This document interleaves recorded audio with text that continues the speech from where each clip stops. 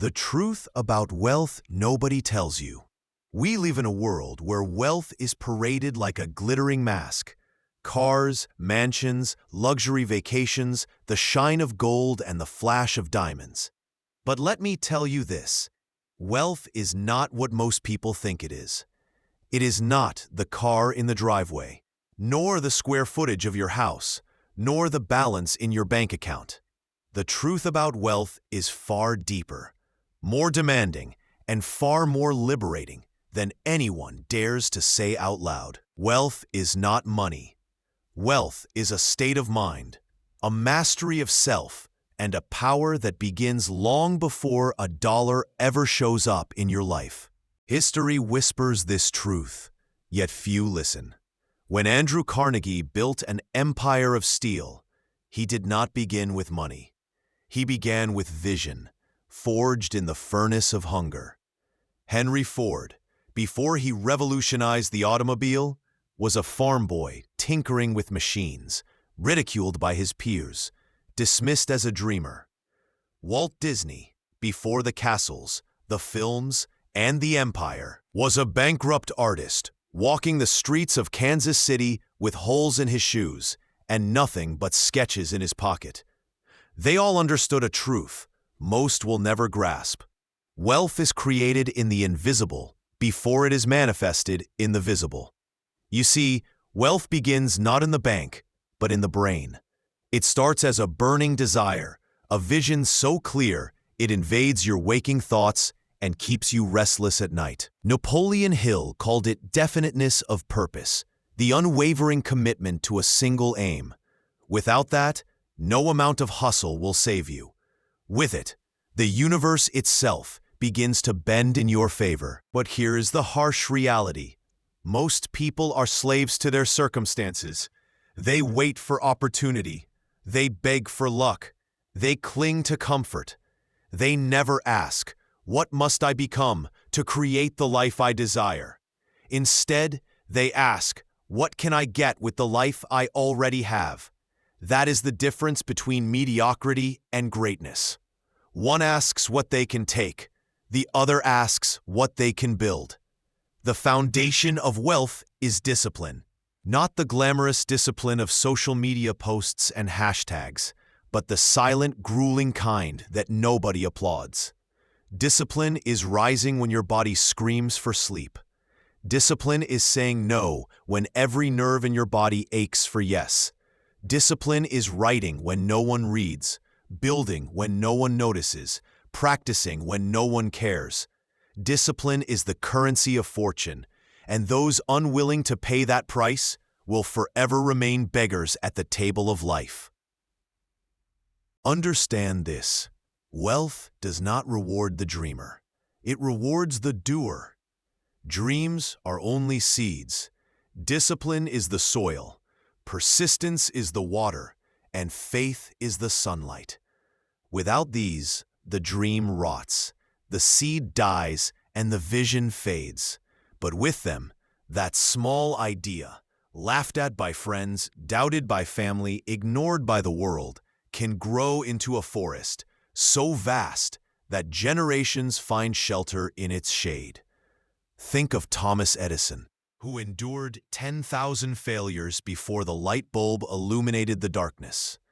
10,000 defeats, yet he declared, "I have not failed. I've just found 10,000 ways that won't work." That is wealth. That is the unshakable spirit of a man who understood that true riches lie not in comfort, but in conquest.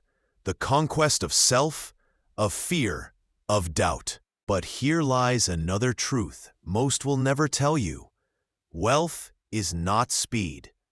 This culture worships quick fixes, shortcuts, overnight success. But the men and women who built legacies knew the opposite. They understood that true wealth is carved slowly, like a statue from stone. Abraham Lincoln failed in business, lost elections, buried children, and fought despair for decades before he became the man who would hold a fractured nation together.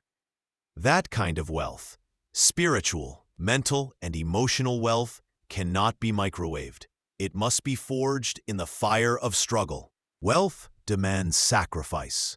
Something must die, so something greater can be born. It might be your laziness, your excuses, your comfort, or your toxic relationships. It might be your old identity, the average self you have clung to for years. But nothing grows without loss. Every oak tree was once an acorn that broke apart in the soil. Every legend was once an ordinary soul who burned the bridge behind them and said, "I will not go back." And wealth, real wealth, is not selfish. It does not hoard. The wealthiest souls understand that prosperity multiplies when it is shared. Carnegie built libraries for millions. Ford created affordable cars for the working man. Disney gave the world a kingdom of imagination. Wealth is not measured by what you keep, but by what you create for others. Money is a byproduct. Service is the source. But let me strip away another illusion. Gratitude. Yes, gratitude is one of the greatest forces of wealth. The poor in spirit believe they must get more before they can be thankful. The wealthy in spirit know that gratitude for what is multiplies into more. It is impossible to hold a vision for greatness while drowning in bitterness. Gratitude is the key that unlocks resilience, because a thankful heart can endure storms that a bitter heart will not survive. The world will test you. Life will punch you in the face, strip you of illusions, and leave you wondering if your vision was foolish. That is not the signal to quit. That is the initiation. Wealth is not given to those who casually wish for it. It is granted to those who are willing to bleed for it, who can withstand ridicule, betrayal, poverty, and still rise with a fire that cannot be extinguished. Consider the story of Colonel Sanders, rejected over 1,000 times before someone believed in his recipe. Or Oprah Winfrey, born into poverty, abused, discriminated against, yet rising to become one of the most influential women of all time. These stories are not accidents. They are the inevitable reward of individuals who understood that wealth is not external first, but internal. The truth about wealth nobody tells you is this: you must become wealthy in your spirit, in your habits, in your thinking, long before you ever hold it in your hands. A poor man with money remains poor if his mind is bankrupt. But a rich mind, even stripped of everything, will rebuild again and again. Because wealth is not what you own, it is who you are. The truth about wealth nobody tells you. We live in a world where wealth is paraded like a glittering mask. Cars, mansions, luxury vacations, the shine of gold and the flash of diamonds. But let me tell you this: wealth is not what most people think it is. It is not the car in the driveway, nor the square footage of your house, nor the balance in your bank account. The truth about wealth is far deeper, more demanding, and far more liberating than anyone dares to say out loud. Wealth is not money. Wealth is a state of mind, a mastery of self, and a power that begins long before a dollar ever shows up in your life.